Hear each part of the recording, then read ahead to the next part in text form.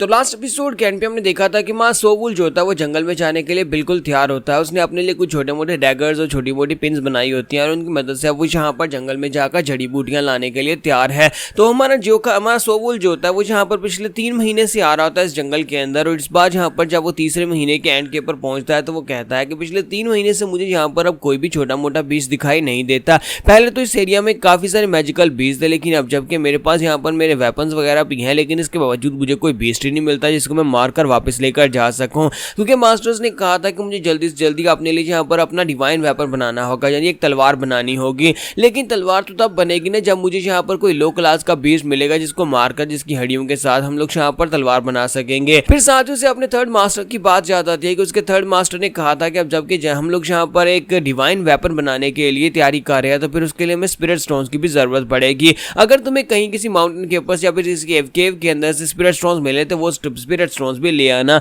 तो माँ सोवुल कहता है कि मास्टर ने मुझे स्पिरिट स्टोन्स लाने का कहा था, तो फिर स्पिरिट स्टोन्स मुझे ऐसी जगह के ऊपर मिल सकते हैं जहां पर कोई बहुत ही ऊंची केव हो, यानी कोई बहुत ही ऊंची माउंटेन हो या फिर कोई केव हो, किसी ऐसी जगह के ऊपर जहां पर स्पिरिचुअल एनर्जी ज्यादा होती है। तो फिर चलो जल्दी से चल के उनको ढूंढते हैं। अब मैं अंडरग्राउंड केव्स के अंदर तो नहीं जा सकता, लेकिन माउंटेन के ऊपर जा सकता हूँ। वहां पर सामने से माउंटेन दिखाई देती है और वो कहता है कि चलो आज इस माउंटेन के ऊपर चलते हैं। आज से पहले मैं इस एरिया में कभी नहीं आया, मैं यहाँ पर इस माउंटेन के ऊपर चढ़कर देखना चाहता हूँ मैं इतनी खास अपॉर्चुनिटी को कैसे छोड़ सकता हूँ। कि ये माउंटेन काफी ज्यादा पुरानी है तो मुझे लगता है कि इसके ऊपर बहुत सारी जड़ी बूटियां भी हो सकती है, बहुत ही खास जड़ी बूटियां, और साथ में कुछ खास मेडिसिनल हर्ब्स हो सकती हैं जिनको मैं यहाँ पर से ले सकता हूँ, यानी स्पिरिट स्टोन्स वगैरह भी मुझे मिल सकते हैं। लेकिन इस माउंटेन के ऊपर चढ़ना इतना भी आसान नहीं होने वाला। चलो फिर यहाँ पर इस माउंटेन के ऊपर चढ़ते हैं, क्योंकि जब हम लोग यहाँ पर ह्यूमनली रीबर्थ में ब्रेक थ्रू करते हैं तब हम लोग हवा में उड़ सकते हैं या फिर जंप करते हुए माउंटेन के ऊपर चढ़ सकते हैं। लेकिन फिलहाल के लिए मेरे पास वो स्किल्स नहीं है, तो फिर मुझे अपने हाथों का यूज करके इस माउंटेन के ऊपर चढ़ना पड़ेगा। तो माँ सोवुल जो होता है पूरी तरह से रेडी हो जाता है और कहता है कि चलो फिर चढ़ते हैं।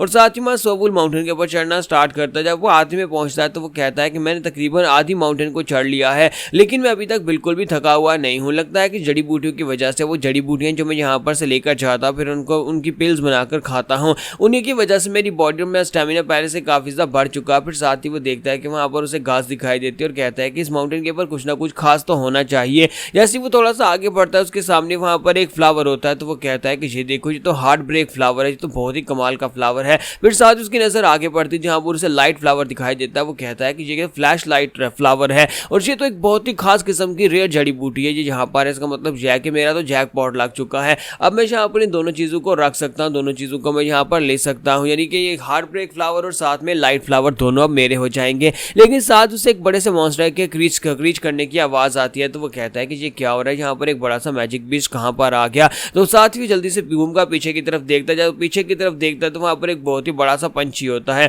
एक बड़ा सा पंछी जो होता है वो हमारे सोवुल के ऊपर अटैक करने के लिए उसकी तरफ आगे बढ़ता है। तो सोवुल कहता है तो एक मैजिक बीस्ट है, इसका नाम सूत्रा बीस्ट है। सूत्रा बीस्ट यहाँ पर क्या कर रहा है, और इसी के साथ ही सोवुल अपने पास से नीडल्स निकालकर एनर्जी बर्स्ट के साथ उन्हें सूत्रा बीस्ट की तरफ थ्रो करता है। लेकिन उसकी नीडल्स जो होती है वो जाकर सूत्रा बीस्ट की बॉडी के साथ टकराती है, तो वहां से टकराकर डिफ्लेक्ट हो जाते हैं, यानी कि उसकी बॉडी के अंदर धंस नहीं पाती। सूत्रा बीस्ट की बॉडी इतनी ज्यादा स्ट्रांग होती है कि हमारे सोवुल की जो नीडल्स होती हैं उसकी बॉडी पर काम नहीं करती। तो सोवुल कहता है कि ये कमीना कहीं का, मुझे लगता है कि इसने बहुत सारी जड़ी बूटियों को खाया होगा, इसी वजह से ये इवॉल्व हो चुका है। इस वक्त ये लो क्लास का नहीं बल्कि इंटरमीडिएट लेवल का एक मॉन्स्टर बन चुका है। इसका मतलब यह है कि अगर इसने मुझे पकड़ लिया तो फिर बहुत ही बुरा होगा। फिलहाल के लिए इसका सारे का सारा फोकस तो मेरे ऊपर ही है और मेरा सारे का सारा फोकस यहाँ पर जिंदा बचने के ऊपर है। तो हमारा सोवुल जो होता है वो थोड़ा सा और आगे बढ़ता है और कहता है कि ये मेरे ऊपर अटैक क्यों नहीं कर रहा है, यहाँ पर हवा में उड़कर बस मेरे ऊपर शोर क्यों मचा रहा है। फिर साथ ही सोवुल कहता है कि ऐसा तो नहीं है कि यहाँ पर ये लाइट फ्लावर को नुकसान नहीं पहुंचाना चाहता, क्योंकि लाइट फ्लावर बहुत ज्यादा कीमती है और कई सौ सालों के बाद जाकर ये खिलता है, तो इसी वजह से मुझे लगता है कि उसे ये लाइट फ्लावर चाहिए होगा। तो सोवुल उसी लाइट फ्लावर को उसके खिलाफ यूज करने लगा है। तो सोवुल उस लाइट फ्लावर को पकड़ता है, उसे उखाड़ लेता है और उसे उखाड़ने के बाद जैसे वो उसे अपने हाथ में पकड़ता है, इसी के साथ सूत्रा बीस्ट वहां पर जोर जोर से चिल्लाना शुरू कर देता है और साथ ही अपने पंख घुमाकर सोवुल के ऊपर हवा से अटैक करता है। सोवुल कहता है कि मुझे लगा ही था कि यहाँ पर इस फ्लावर के लिए ही मेरे पर अटैक नहीं कर रहा, लगता है कि ये फ्लावर बहुत ज्यादा कीमती लग रहा है, इसी वजह से ये मुझे मारकर इस फ्लावर को खराब नहीं करवाना चाहता। इसे लगता है कि मैं यहाँ पर चुपचाप नीचे उतर जाऊंगा, लेकिन मैं इतनी आसानी से ये सब कुछ कैसे छोड़ दूं, क्योंकि मुझे पता है कि सूत्रा फ्लावर अगर यहाँ पर इसको मिल गया तो ये मुझे मार डालेगा। तो वहाँ सोवुल सोच रहा होता है कि मुझे यहाँ पर इसकी टेंशन को डाइवर्ट करने के लिए कुछ ना कुछ तो करना पड़ेगा, मुझे यहाँ पर इस फ्लावर को फेंकना पड़ेगा वरना ये मुझे मार डालेगा। अपनी जान बचाने के लिए इस फ्लावर को फेंक देता हूँ। तो उसी के साथ ही वहाँ सोवुल जो था वहाँ पर थोड़ी देर सोचने के बाद उस फ्लावर को वहाँ पर नीचे की तरफ फेंक देता है। जब वो उस फ्लावर को नीचे फेंकता है तो सूत्रा बीस्ट जो होता है वो बड़ी तेजी के साथ उस फ्लावर का पीछा करता है ताकि उसे नीचे गिरने से बचा सके, ताकि वो खराब ना हो। और वहाँ सोवुल तेजी के साथ ऊपर की तरफ चढ़ना स्टार्ट करता है और कहता है कि जल्दी से जल्दी इस माउंटेन के ऊपर चढ़ जाता हूँ और ऊपर चढ़ने के बाद अपने फ्लैग्स को यूज करते हुए अपने आप को हाइड कर लूंगा और जो सूत्रा बीस्ट खुद ही मुझे यहाँ पर ढूंढ नहीं पाएगा तो चला जाएगा। अब मेरे पास बचने का सिर्फ एक ही मौका है, मुझे ऊपर जाना होगा। तो सोवुल जो होता है वहाँ पर उस माउंटेन को चढ़ते चढ़ते एंड के ऊपर पहुंच जाता है और फिर जंप करते वहाँ पर लैंडिंग मारता है। तो माउंटेन के ऊपर की जगह जो होती है वो काफी ज्यादा चटियल होती है और हमवार होती है। तो वो कहता है कि इस जगह के ऊपर मैं अपने फ्लैग्स लगा सकता हूँ और जहाँ पर मैं छुप सकता हूँ। तो सोवुल अपने पास से निकालता है अपने फ्लैग्स को, वहाँ पर फ्लैग्स लगाने के बाद उसके सेंटर में खड़ा हो जाता है और साथ ही अपने स्पेल को यूज करते वहीं पर गायब हो जाता है। जैसे ही सोवुल गायब हो जाता है सूत्रा बीस्ट वहाँ पर ऊपर पहुंच जाता है और आने के बाद मैं सोवुल को ढूंढना शुरू कर देता है। तो सोवुल कहता है कि ये बहुत ही एक अच्छा आइडिया था, मैंने यहाँ पर अपने आप को हाइड कर लिया, मैं इसी वजह से यहाँ पर अपने फ्लैग्स को यूज किया ताकि ये मुझे ढूंढ ना सके।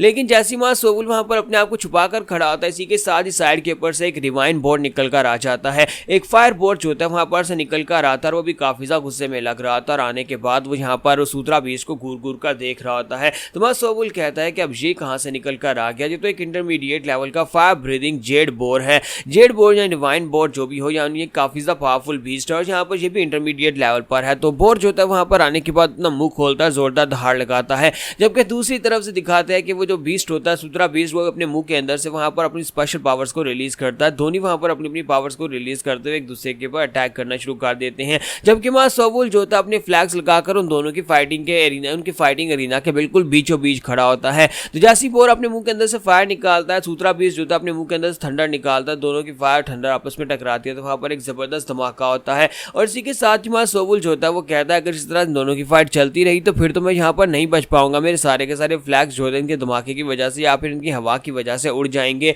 और उसके बाद मैं यहाँ पर इनके सामने आ जाऊंगा, मुझे कुछ ना कुछ करके यहाँ पर से निकलना ही होगा।